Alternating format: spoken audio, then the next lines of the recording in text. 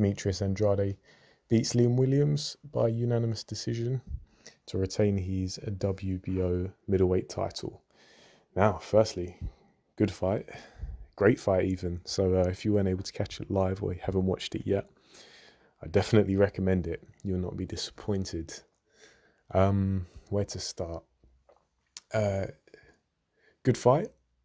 I agree with most people who have it 10-2 to Andrade in terms of the rounds. That being said, though, I don't think it was the easiest fight for Andrade. He definitely was put through his paces by Williams, who just seemed to, dispense with any skill that he did have and just focused on coming straight in and trying to land his gloves on Andrade. He was buzzed and dropped once for his troubles. In the first round, it actually looked as if Andrade was just going to blow Williams out in 30 seconds.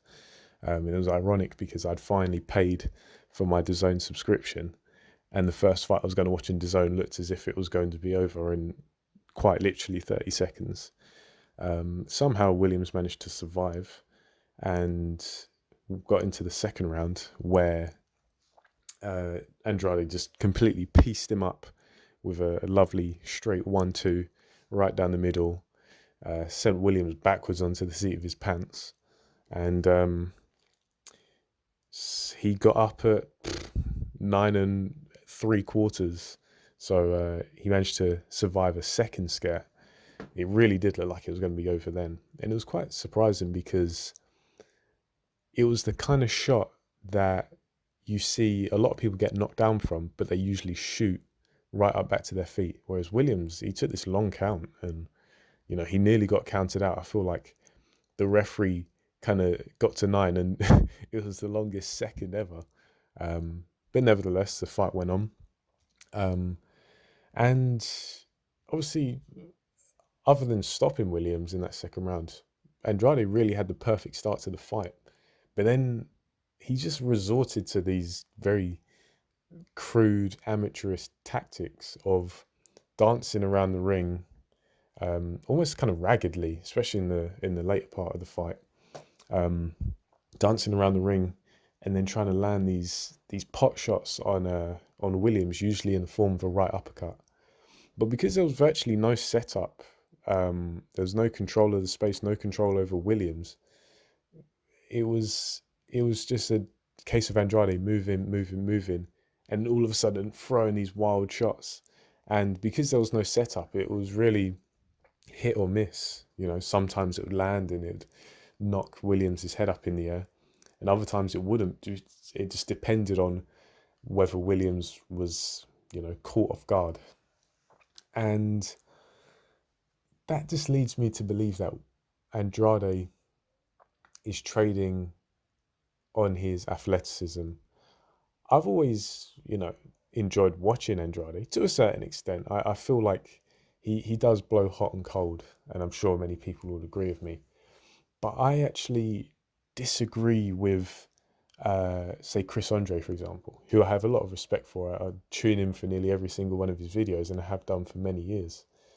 I'm not really sure that Andrade is as intelligent a boxer as maybe some people think he is. Now, this is just my opinion, but if he is, he certainly didn't show it in this fight, because it was just so amateurish the way he'd move around, and all of a sudden he'd try and load up on these big shots. But then even with the knockdown, it was a fairly basic, fairly simple 1-2 that caught Williams. Now, if he would have taken Williams out in that round, yeah, it's still basic, but he got the job done. But the fact is, I'm just not sure Andrade has the skill set right now. I feel like he is trading on size and athleticism a bit too much for my liking. And isn't he like 33 years old now? So can he really learn that much in terms of technique and skill? I guess it remains to be seen. But yeah, the fight kind of fell into that pattern of Andrade trying to land these big dive bombing pot shots, and Williams coming forward like railroad straight spine. There was no head movement from Williams. I mean, he's not necessarily renowned for his head movement, but he was like stiff as a board. And I think that comes down from the Ingle pad work, where it's very fluid and it's straight shots into uppercuts and hooks while moving laterally. But there's no there's no spinal movement. There's no changing of head positions, or you know, not slipping to the front, not slipping to the back. And because of that, he was just on rails, you know, getting pieced up a lot of the time when Andrade's dive bombing shots did land. So it was an entertaining fight, but I don't think there was an abundance of skill.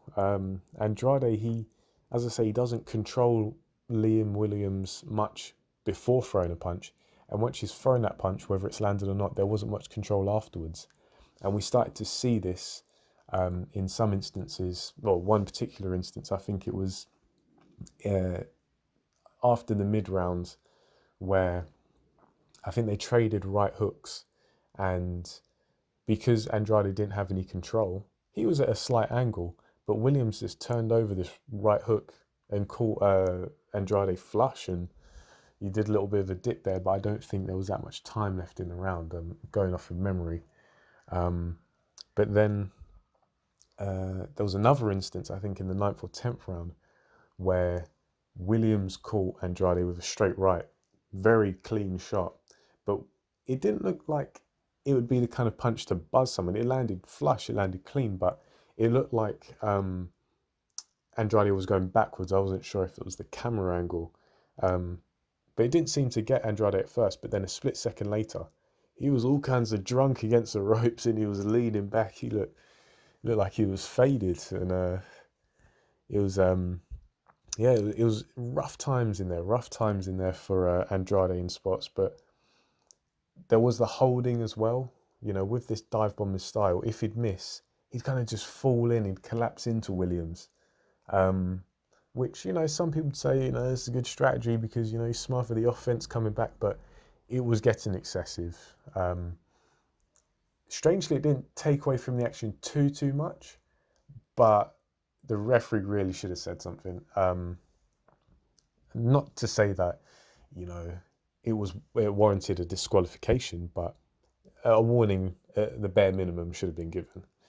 But yeah, it was a good fight. I'm trying to think if I'm missing anything. I think I've addressed the lack of skill that maybe I'm seeing from both guys, but especially Andrade, seeing he's operating at the higher level. And you really expect a bit more from him, to be honest.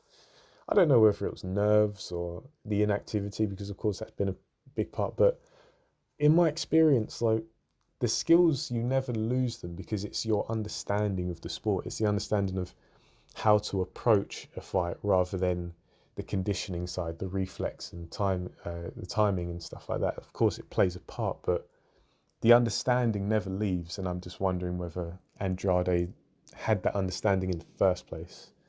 Maybe I'm selling him short, but I just don't think that he's going to be able to have performances like this against Charlo, against Golovkin, especially because Williams came forward with a relatively high volume of punches, just trying to land his gloves on Andrade, with nowhere near the sophistication of a Golovkin. And let's be real, there is a chasm between the Golovkins of the world and the Liam Williamses, no disrespect. But Golovkin, I just feel like he'd be too much for Andrade unless he'd, you know, declined in the time he's had off since his last fight, assuming that fight's even on the cards, because a lot of people, rightly so, are pointing out how Andrade isn't getting these big fights. And he pointed that out himself in the post-fight interview. You know, he shouldn't have to, I think he said he shouldn't have to motivate other guys to get the fights. And it's true, you know, he's a champion. If the other champions, you know, want to hold on to their belts, they should be willing to fight him in a unification. So yeah, but nevertheless, Andrade gets the win. I think it's just maybe a matter of him going back to the drawing board, maybe getting back some momentum. Maybe he just needs to get into his flow and, you know, shake the rust of some of his skills. maybe that's the case. I think time will tell. But based on this performance, I don't think I'm not very confident in picking him against, say, the likes of a Golovkin or a Charlo. I think the Charlo fight's a bit more winnable, but the Golovkin fight is a no-no for me. In terms of super middleweight, I think Canelo also beats him. Caleb Plant, I don't really rate Caleb Plant that highly, so I guess that one may be a toss-up unless I look a bit closer at it. I actually can't remember who else is at super middleweight. Super middleweight. Nevertheless, I think those are the four main fights that are probably on everyone's minds, and I think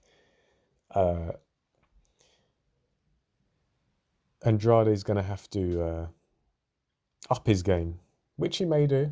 As I say, time will tell. But anywho, great fight. Nice little scraps. Good to see it on DAZN as well. I know DAZN's a subscription, but £2, man, you can't go wrong with that. Or $2, I imagine. Well, it's £2 in this country. I think it's still a bit more expensive in the States, but hey, you guys got to deal with that, not me. So yeah, guys, first proper video. So if you liked it, show your support and drop me a like. I'm looking forward to engaging with some people in the comments. And if you know someone who's going to enjoy this video, or you think they're going to enjoy it, please send it to them, and let's get this ball rolling. So yeah, thanks for listening, and I'll see you on the next one.